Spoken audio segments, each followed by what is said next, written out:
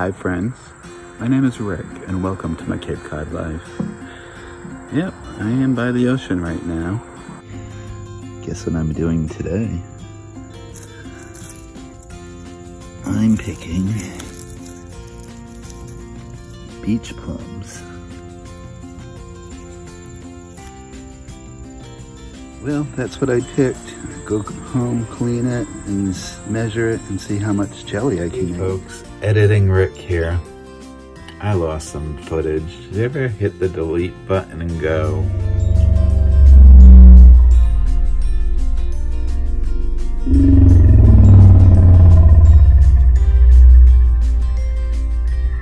So this is where I'm supposed to be introducing you to my best friend, Marion.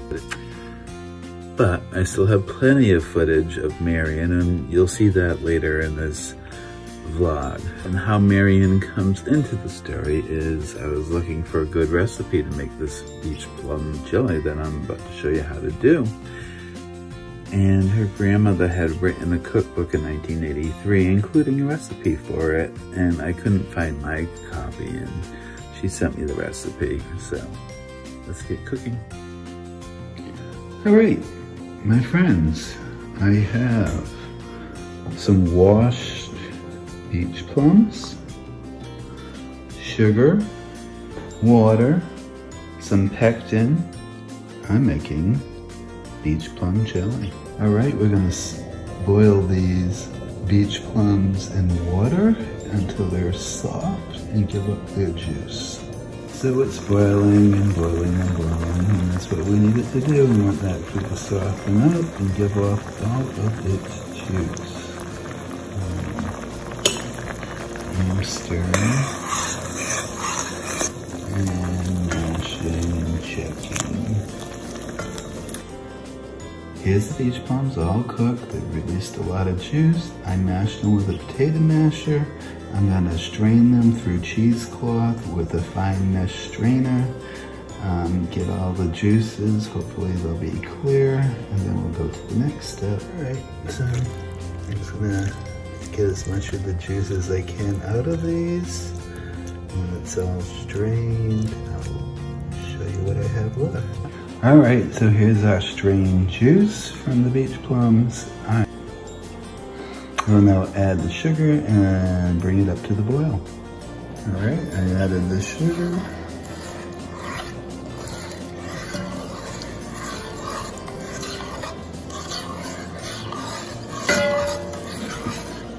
Stir and dissolve and do all the things.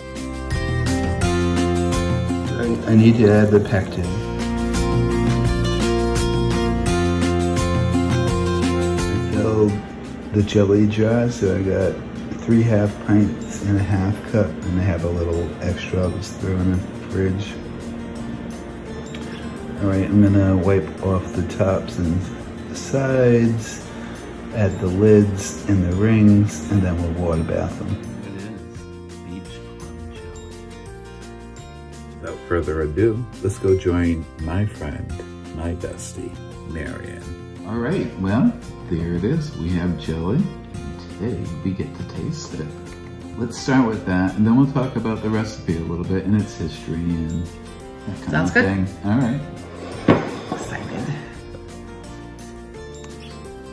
We'll just hold it up to the camera. We don't have to take a picture. All right, here we go. Ready? Looks delicious. Cheers.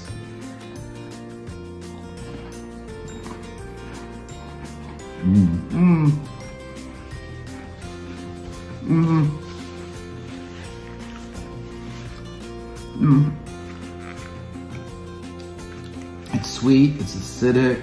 Got some tart. It's my favorite jelly, I have to say. And moving around the country, it was always one of those things I craved when I came back to Cape Cod. And she always had a jar in her cabinet. So actually for many years I couldn't get it. It wasn't until I think recently I started finding it again in little nooks and crannies. Yeah, there's a lot of labor involved in it to sell it. It's got to be, you know, crazy expensive. No. And I bought a few over the years, but it's such like an old tradition. I was glad I got to be able to take part of it. You know, it's I'm glad you did. Yeah. You know, I'm thinking. Yeah, because you're going home with a jar. Oh, yay. Well, I'm just kind of remembering, like, just imagine you, because you took the grandkids out picking these berries. And right. My grandmother would do that while her husband went out in that same marsh patch. Right. As you drive into, it never used to be filled with water. It was like dry land. And he would quail hunt and she would pick beach plums. Oh, that's fun. Yeah. So let's talk about your grandmother for a little bit. Yeah, her name was Mary Alice Cook, and I have to say I'm pretty proud. She wrote, she always wanted to write a cookbook. She prided herself on, you know, feeding the family, putting food on the table, inviting friends over. And I remember when I immigrated here from Germany. So when we first landed in Provincetown, we lived with my grandmother, and I think I was like maybe 10 or so, 9 or 10. And she wanted to write this cookbook. And of course, everybody poo-pooed her and didn't really think it was real. But she would let us draw pictures of fish and meat and different things. And she was going to put them in the cookbook. And in a way, it was almost this underhanded family joke. Oh, grandma's going to write a cookbook. But eventually she did. And she had a lot of help. And the format became very different. It's her story of her immigration and her family and stuff. But just a lot of how they used what they had, like finding beach plums out in the wild. And are there beach plums in Portugal? I don't think so. I don't think so. So that's just using, again, what's at hand. What's at hand, and you know, they were poor. I mean, her father was a fisherman. I mean, not poor in the sense, poor back in 1910 was a lot different than poor now, I think. They still usually were able to get food and traded with the fishermen. They had a lot of fish and stuff. So she did write this amazing cookbook, actually. I've made a ton of her different recipes. My favorite, kale soup. Maybe we'll have to do a video on kale soup one day. And she made the most, her jellies and jams were top notch. And I never actually got to watch her make a beach plum jelly, but she did show me how to make a blueberry jelly. Oh, fun. And that was, a lot of fun, same thing. And I actually still have her big enamel pan. That was one of her big things that she always used, either to wash the fruit or roll the dough. My pride and joy. Yeah. So, her cookies, the Portuguese cookies, that's a task maybe. That would be a task, but that could be a lot of fun. I was thinking of using that jelly on, those thumbprint cookies. That would be so good. That would be so amazing. I don't know if you'll have enough left by the time we keep eating it. Next year. I know, and I think they're harder to get. Like, what do you think you got in yield from picking them this year? What was how many cups or whatever quarts we just? I went a little late, so that was my first mistake. But I was lucky to find a patch, and it was a young patch, so the fruit was even smaller than normal. But I got 1.5 quarts. I needed 2 quarts, so I adjusted the recipe. And how many jars of jelly did you? I got 3 half pints and 1 half cup. One of the little ones. Plus a couple of tablespoons that was left over, which we just tasted, which was delish. Nice. And getting back to even my grandmother, like like Ricky had said, she immigrated here from Portugal when she was 4 months old, and it kind of tells her story. She moved a little bit because her husband was in the military Coast Guard, so they lived in Missouri for a while in some different areas. But she always found herself coming back to Cape Cod. She graduated high school in Provincetown and stuff, and in the heyday. And one of our funniest stories about her was she would they lived on Alden Street, which is a street, if you're familiar with Provincetown, right under the monument. The streets in Provincetown aren't big to begin with. No, they try to have like a parking space, so forget that. Well, back in the day, this was a two-way street. I can't even imagine. And so she fought to make it a one-way. The kids were gonna get hit. They needed to make it so one side could have parking. And she fought with the town for years, actually, to finally get it a one-way. They finally make the street a one-way street, which it is to this day. She was the first person to get a ticket for going down the one-way street the wrong way. And that's one of our greatest family stories ever, because Mary Alice didn't do a lot of things wrong. She was a pretty quick whip. She also was the first female select woman ever elected for the town of Provincetown. Firebrand. Yeah, so, as far as, she was such a homebody, she didn't really work in the sense, like she volunteered at the church and stuff, very Catholic, went to St. Peter's up on the hill and everything.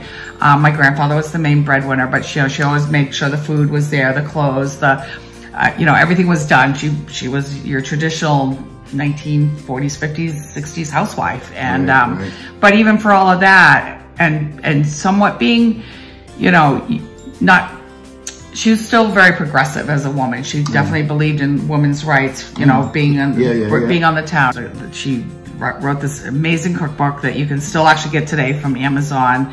It's still selling. It was very popular in town. A lot of the bookstores used to carry it and stuff. And she was quite a popular lady. It's sad now, she's passed away many years, but at least we have this. And you know, I want to tell her story and legacy, and specifically for the things that, you know, Mary Alice was able to teach me. And I got to spend, you know, Lisa and I stayed down there and lived with her for about 2 years before near the end of her life. And again, it's priceless, like that time that we spent with her. And she was a character. We would take her downtown to Commercial Street, which is the main drag down there. And in the summer, that was the place to be. And we would sit at one of the corner places, the Crown and Anchor, where you could people watch. And people knew her. Like, we'd sit there and people were like, hey, Mary Alice, hey, Mary Alice. And she loved it. So, I mean, she was just adorable. You know, she had the softest hands. I would sit there and like hold her hand, and she had the softest hands. Yeah, I'm really glad that you made her jelly. That when you called me and said that you were doing that, first of all, just even beach plum picking, but then when you were looking for the recipe and you know, just making that, yeah, and then I just sent him the one that I found. But she actually has 2 recipes in here, one with pectin. Or what was the other thing that was called? The she had a jam. Surdo, which is an old style of. Pectin. Yeah, you can still get it. Actually, I think that was liquid back then. Yeah, I think it was actually. Yeah, because I remember when we made the blueberry jelly. And so with this jelly too, you didn't put a wax seal on the top. No, that's an old-fashioned way of doing things. Yeah, and it works. You're just sealing it in. It's high sugar and the acidity in the jelly. So you wouldn't use the metal cap, or you just do, or you? I did the cap. I did. No, but I'm saying if you use the wax. Yeah, you did screw it on. Okay. Yeah, because when we made the blueberry set. Yeah. And you pour, like, I think it was a ½ inch. I'm not really sure how much you poured. Because when we made the blueberry jam, her and I, that's what she had. It was a pot of hot wax and kind of poured it on the top. So I remember breaking that. And so they used to do it. But I water bath it. It's just a little safe. But folks, we made beach plum jelly. We tasted. We did. So thank you for joining us today. As always, smash that like button. If you haven't yet, subscribe, share the videos, hit the notification bell, and all that other stuff you're supposed to do. And as always, you won't regret it. My Cape Cod life. That's my bestie.